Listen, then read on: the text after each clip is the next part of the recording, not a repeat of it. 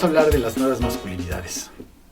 La primera reacción que yo creo que ellos tienen, dicen, nuevas masculinidades. ¿Desde cuándo las masculinidades tienen que renovarse o desde cuándo hay viejas y nuevas?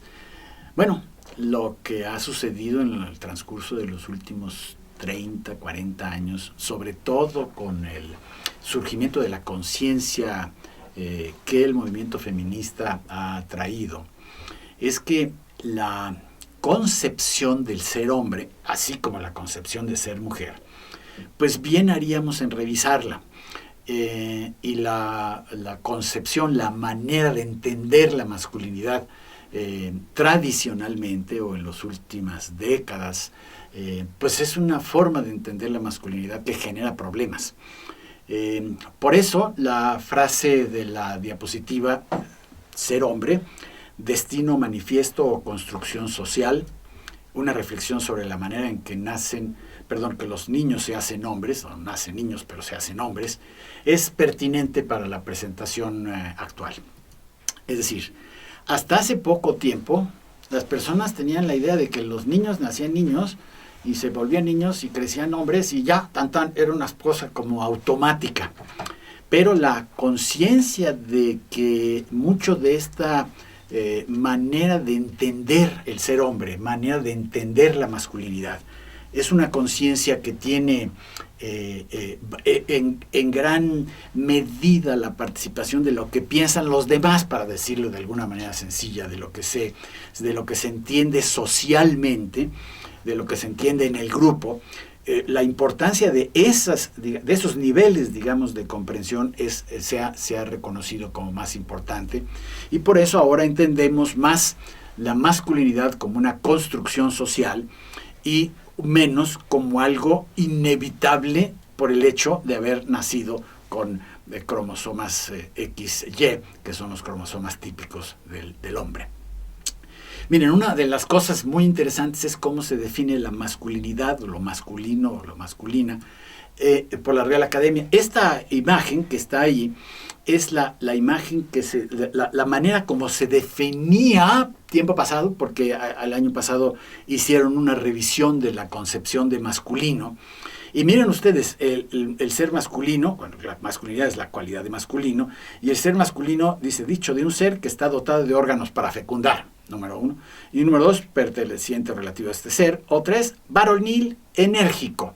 Es decir, esta concepción de que lo masculino está relacionada a la fuerza y a la energía está claramente demostrada ahí. Muy interesante, la Real Academia revisó esta concepción en gran medida, pues como producto de los cambios sociales. Se quedó perteneciente o relativo al varón, propio del varón que posee características atribuidas a él. Pero fíjense que el perteneciente relativo al ser masculino, la célula masculina, está ahora, digamos,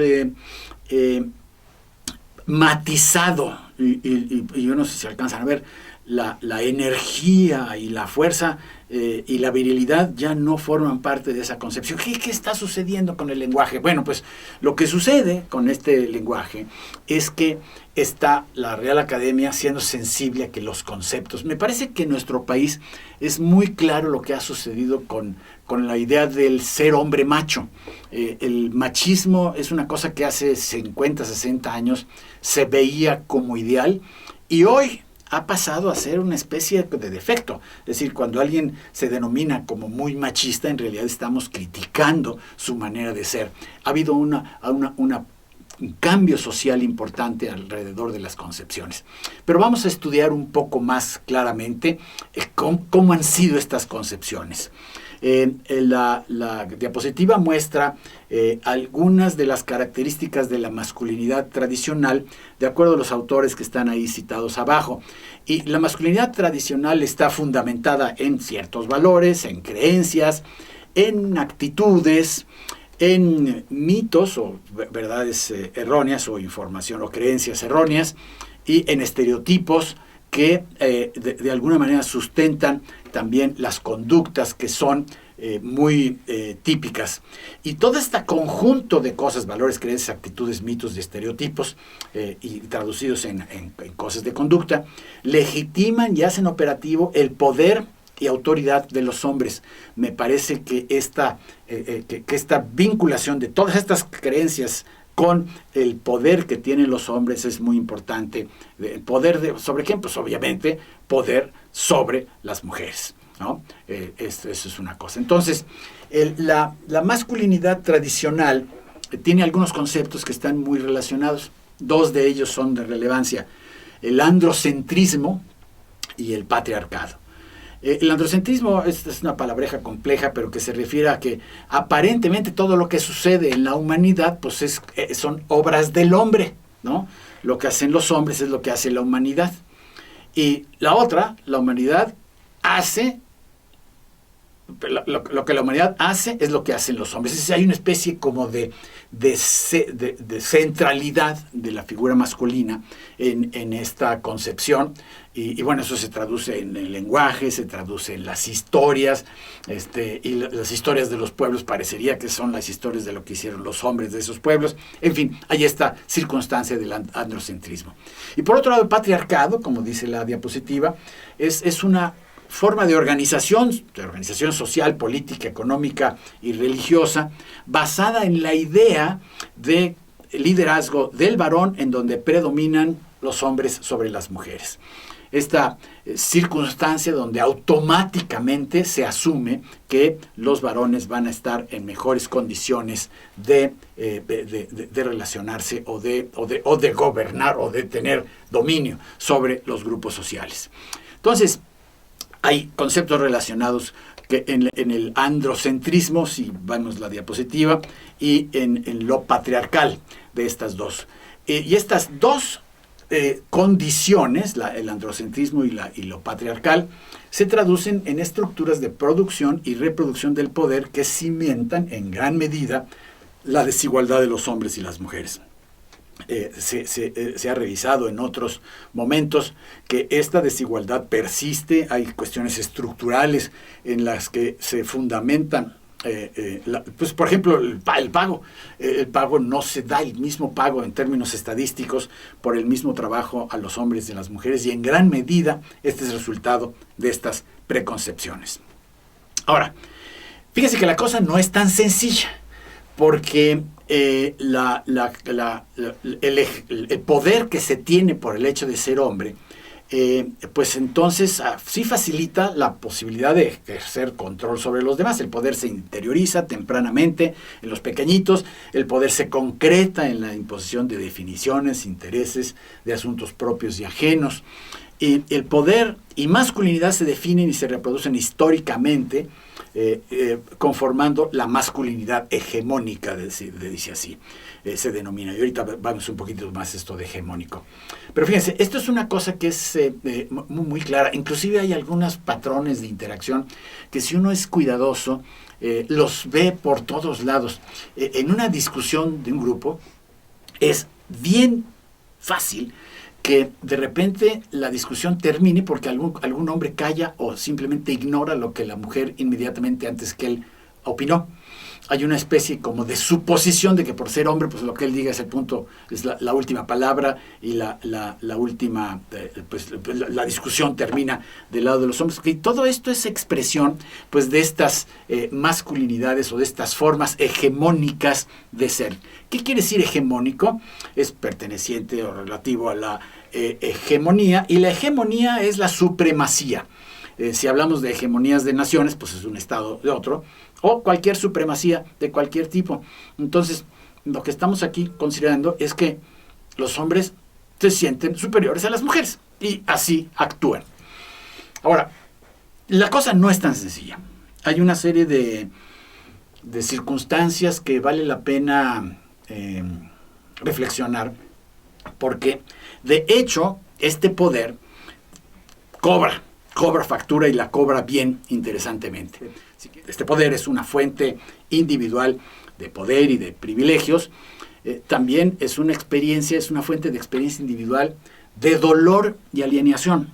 Es decir, el hombre vive este poder y estas circunstancias de una manera no sencilla y con algún costo.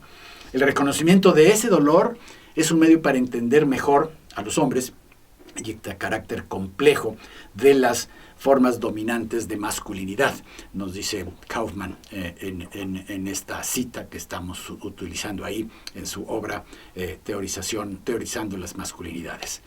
Entonces, los hombres y las emociones. ¿Qué pasa con las emociones y los hombres? Aquí habría que ver una cosa muy interesante. Miren, la educación en los hombres está dirigida a ocultar, negar o relativizar los sentimientos. Esto trae por consecuencia que el mundo afectivo y emocional pues queda fuera de los elementos que conforman la masculinidad. Es decir, el típico, los niños no lloran, esas cosas no son de hombre. La mayoría de los hombres entonces se proyectan hacia afuera con aptitud, competitividad y dominio de las habilidades al hacer cosas, pero a un costo de un desarrollo deficiente de las habilidades emocionales que genera baja tolerancia a la frustración por no poder manejar sentimientos tales como la tristeza, el miedo o la vulnerabilidad. Esos sentimientos se confunden con mucha frecuencia con debilidad, es decir, la tristeza, signo de debilidad, el miedo, signo de debilidad, la vulnerabilidad, el sentirse en peligro o con la posibilidad de tener algún daño, también con vulnerabilidad. Y eso se traduce en que la masculinidad se asocia al riesgo de una manera muy notable. Vamos a ver en la siguiente diapositiva que pues mucho de lo que los hombres hacen o hacemos es para encontrar validación ante los demás. Es decir, yo necesito demostrar mi masculinidad, yo necesito demostrar que sí soy hombre. Y pues estas demostraciones parece ser que nunca son suficientes, tienen que estar continuamente demostrándose. Y muchos intentan demostrar esta masculinidad corriendo riesgos, porque el correr riesgos es visto como signo de valentía. Entonces las conductas de riesgo se sustentan en la que pues, el varón siente o piensa que su cuerpo es invulnerable y este desprecio al dolor y a las lesiones. Entonces es muy típico el niño jugando fútbol, se cae y todo el mundo le dice no pasó nada y está que no puede ni caminar, pero no pasó nada. El correr riesgo en público no es un acto autodestructivo, sino una forma de validarse. Y esto se traduce pues en una serie de circunstancias muy notables. Por ejemplo, la conducción arriesgada de vehículos, como vimos en la diapositiva, el consumo de drogas, las relaciones sexuales desprotegidas, los juegos de guerra, como se han puesto de moda, o bien en formas más extremas, como los accidentes en motos o en coches, la práctica de riesgo, de deportes de mucho riesgo, o la transmisión de infecciones, o SIDA, por no usar el condón, sentirse pues muy hombrecitos, las guerras y los conflictos armados y los grupos violentos que desafortunadamente no son tan comunes en nuestro país. Esto se traduce en muertes. Si vemos la comparación de número de muertos en esta gráfica, que son datos del INEGI, del Instituto Nacional de Geografía, que tenemos aquí en nuestro país. Son datos de 2012, pero de todas maneras son muy ilustrativos. Miren, las columnas rojas, así rojitas, son el número de hombres, y las otras son las mujeres. Son los números de defunción en miles por décadas de la vida. Entonces, miren, muy interesante, al principio se mueren más hombres cuando acaban de nacer, son un poquito más frágiles. Luego como que se empareja bastante el asunto hasta que llegan los 15 años, donde casi se triplica. Dice, en el grupo de 15 a 29 años, el total de hombres triplica al de mujeres, mientras que en el 30 a 64 años, que es el siguiente grupo, la cifra está casi duplicada. La cosa ya se vuelve a emparejar más después de los 65 años, donde ya todo el mundo pues deja de morirse. ¿Pero por qué son estas muertes? Es decir, vamos, en este sentido los hombres pues nos morimos más que las mujeres. Eso es lo que revela esta demostración.